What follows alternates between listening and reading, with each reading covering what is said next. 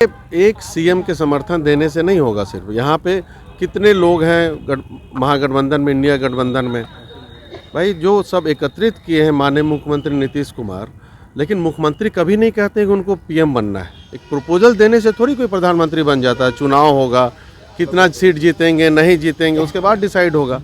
अभी से इस पे कोई बात करना ही उचित नहीं है। बिहार के मुख्यमंत्री नीतीश कुमार में वो योग्यता है जो प्रधानमंत्री बन सकते हैं, लेकिन इंडिया अलायंस की बैठक में मल्लिकार्जुन खड़गे का नाम प्रस्तावित किया गया मुख्यमंत्री ममता बनर्जी की तरफ से। हालांकि आज इसको लेकर जदयू विधायक ने सीधे तौर पर कहा है कि नीतीश कुमार अगर चेहरा होंगे तभी ये चुनाव भी जीत सकते हैं। इतना ही नहीं, उन्होंने कहा कि एक मुख्यमंत्री के कह देने से कुछ नहीं होगा।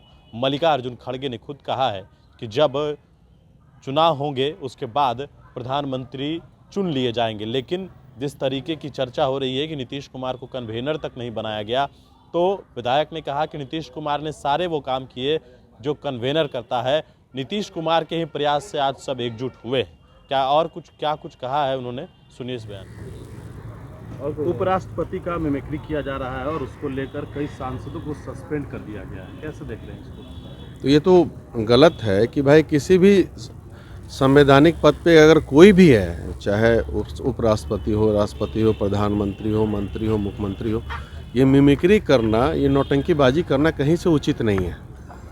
एकदम ही गलत है ये। भाई आप सांसद हैं, ये नौटंकी करने के लिए तो सांसद में गए नहीं हैं आप, तो ये सब गलत है। उन पे कार्रवाई होना उचित है, लेकिन इसी बहाने सब पे कार्रवाई करना ये अनुचित है।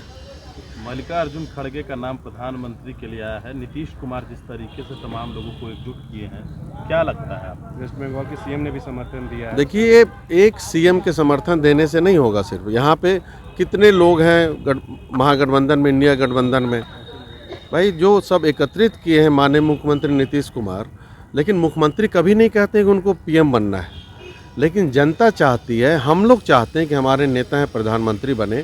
और खड़गे जी ने तो साफ कर दिया है कि भाई चुनाव के बाद डिसाइड होगा कि प्रधानमंत्री कौन होगा। एक प्रपोजल देने से थोड़ी कोई प्रधानमंत्री बन जाता है। चुनाव होगा, कितना सीट जीतेंगे नहीं जीतेंगे उसके बाद डिसाइड होगा। अभी से इस पे कोई बात करना ही उचित नहीं है। बीजेपी तो काफी अग्रेसिव है कि नीतीश कुमार खाली हाथ वापस बार बार आते हैं, लगातार बैठक होती है, कुछ मिलता नहीं उनको। मिलने के लिए नहीं जाते हैं कि कुछ मिले, सबको बैठक तो होगा ही भाई। सीट शेयरिंग की बात करनी है तो बैठक तो जरूरी है। 15-20 दिन में सीट शेयरिंग भी हो जाएगा, आप देखेंगे। तो नीतीश कुमार जी का आप समझ लीजिए कि अंडरस्टूड है कि यही सबको एकजुट किए हैं। वो कन्वेनर ऑफिशियली बने नहीं बने इसका मतलब ये, लेकिन कन्वेनर वही है, नीतीश कुमार जी ही हैं जो सबको एक मंच पे लाए हैं। और सारे लोग जानते हैं, ये सारा देश जानता है।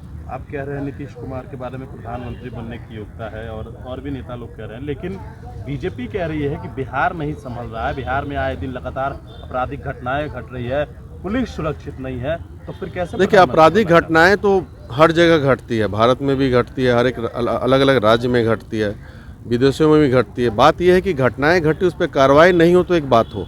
यहाँ पे रेगुलर बेसिस पे कार्रवाई हो रही है और कोई भी अपराधी क्राइम करके बिहार में बच नहीं सकते हैं और ना बच रहे हैं।